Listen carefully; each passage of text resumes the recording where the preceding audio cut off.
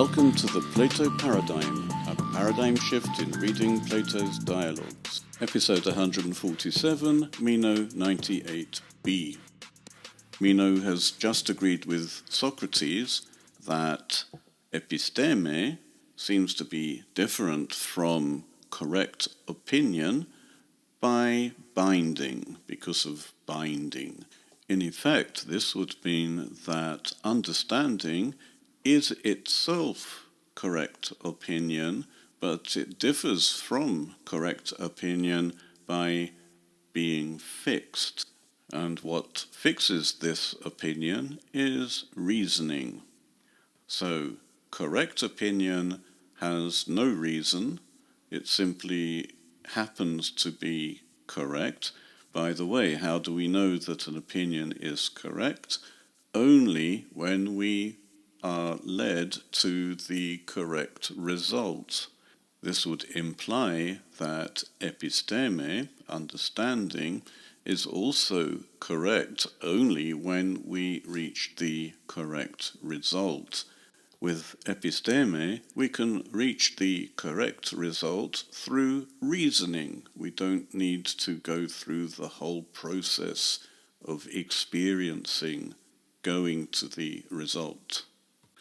Meno knows that he has epistēmē, understanding, of the route to Larissa because he has already done it. He knows where Larissa is and how to get there because of his experience.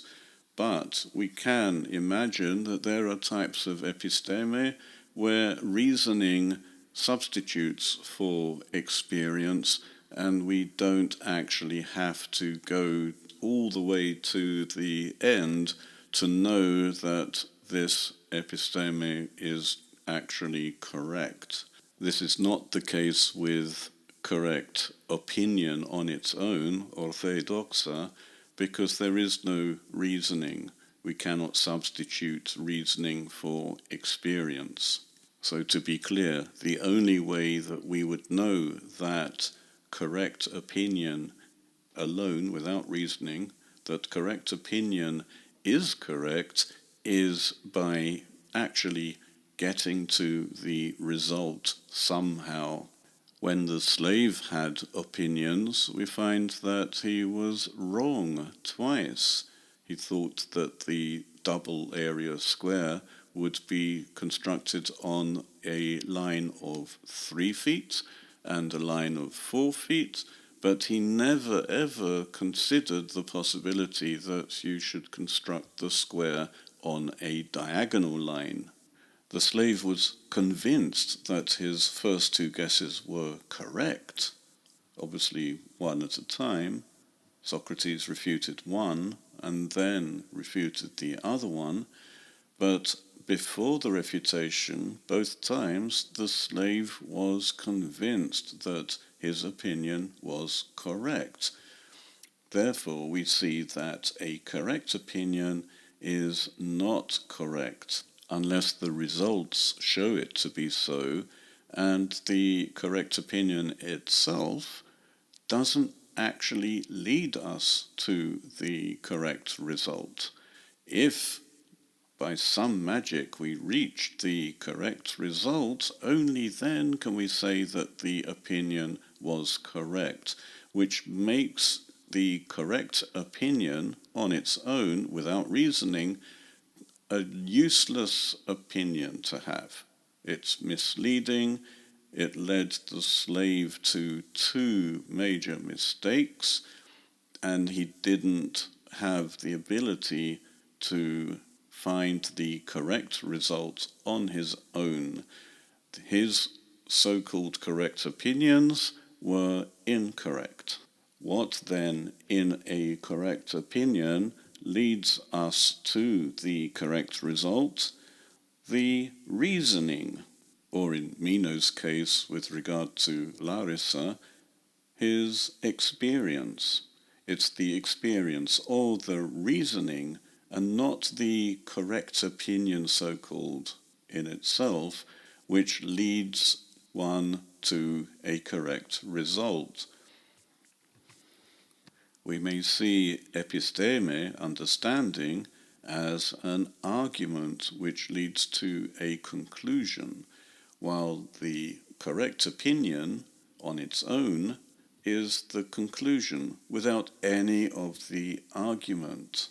We may now see that a sophist may have epistēmē about a certain thing, but his argument which leads to a conclusion is not necessarily what he teaches his students.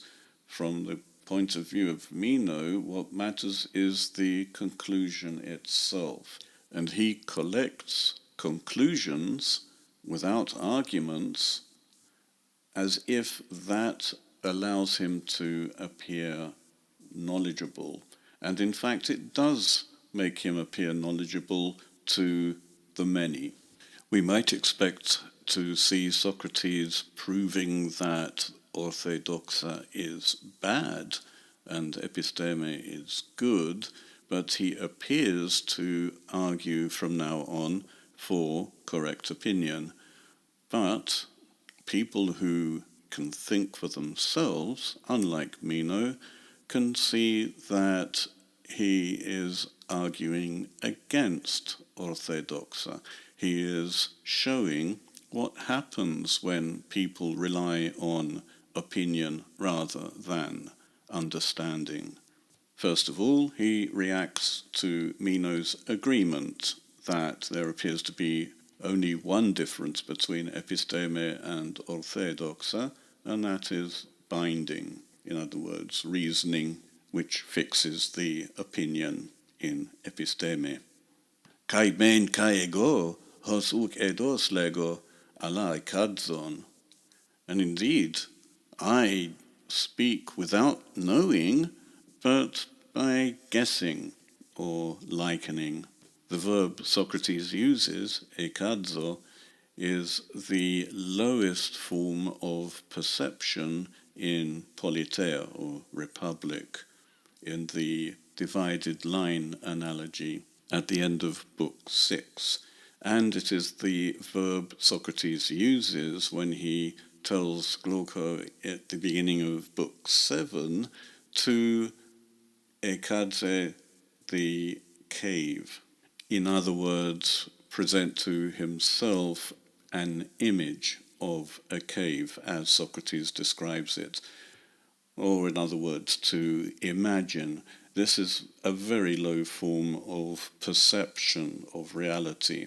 And indeed, the cave analogy is terrible. It cannot work in reality. It's interesting that in the divided line analogy, the lower two levels of perception are together doxa, opinion, and the higher two levels of perception are together epistēmē.